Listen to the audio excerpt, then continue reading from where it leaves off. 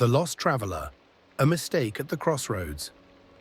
In the dead of night, when the moon hung pale and cold in the sky, Jason drove along an unnamed road, cutting through endless forests. This was his third week of travel, seeking adventure, but never imagining he'd stumble upon such a nightmare. At one turn, his GPS betrayed him, the signal dropped, and the signs had long been erased by time. Panicked, Jason decided to take a right, hoping it would lead him back to civilization. But instead, he plunged deeper into a dense, ancient forest where trees stretched toward the heavens like the grasping hands of drowning men. As he drove further, the atmosphere grew stranger. The road twisted unnaturally, winding like a serpent, while shadows darted between the trees, too fast to belong to ordinary creatures. From the back seat of his car came a sudden rustling sound. Jason froze, turning around sharply. Nothing. Just his gear bag, innocently resting there. He tried to calm himself, but his heart pounded so loudly it drowned out even the engine's hum. Warning signs. After an hour of driving, Jason spotted the first sign, a crooked wooden plank with the words "Do not leave your car" carved roughly into its surface. Rainwater had streaked the paint, making the message seem almost alive. Jason grimaced, dismissing it as a prank played by locals. Yet moments later, another sign appeared. "They are waiting for you." His blood turned to ice. Who were they? What did they want? Accelerating, Jason pushed forward, only for the road to abruptly end in a cul-de-sac. Before him stood an old, dilapidated building that looked more like a hospital ward than anything else.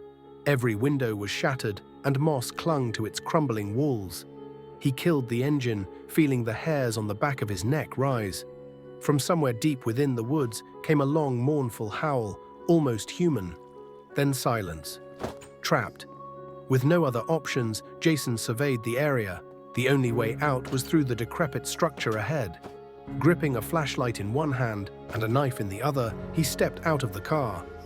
The air felt heavier now, oppressive, as though reality itself had thickened around him. Inside, the smell of dampness and decay filled the space. Shards of broken glass littered the floor, and strange symbols, etched into the walls with what appeared to be sharp tools, lined the corridors. As Jason moved down a narrow hallway, it opened up into a vast chamber stained with crimson splatters across the floor and walls. From the shadows emerged figures. They shuffled slowly yet deliberately, their faces twisted into masks of pain or rage. One stepped forward, a woman whose hollow eye sockets dripped black liquid. Her voice rasped, "We've waited so long for you." Jason bolted back toward the entrance, but the doors slammed shut behind him. Now trapped, he could feel the weight of their gaze pressing against his skin. Battle for survival. The creatures began to close in, their movements growing faster and more erratic. Jason swung wildly with his knife, but there were too many. One claw raked his shoulder, another tore into his side, blood pooled beneath him, painting the ground red. Amidst the chaos, something caught his attention, a hidden door partially obscured by grime and dirt. Summoning every ounce of strength left in his battered body, he lunged toward it, narrowly avoiding the grasp of one of the monsters. Behind the door lay a staircase spiraling downward. Desperate, Jason descended, each step threatening to buckle under his weakening legs. Below, he found another room, but this one radiated an eerie energy. The air trembled, and at its center stood an ancient altar adorned with human bones. Upon the altar rested a book bound in what looked disturbingly like human flesh. Instinctively, Jason reached out, and the pages began to flip on their own. The final line sent chills down his spine. "To survive, offer yourself as sacrifice." A choice. Frozen in place, Jason wrestled with his thoughts. Confusion clouded his mind, but one thing was clear. If he didn't act immediately, he would become just another victim. With trembling hands, he placed his palm on the altar. Around him, the world fractured. Walls dissolved, the creatures vanished, and the forest gave way to blinding white light.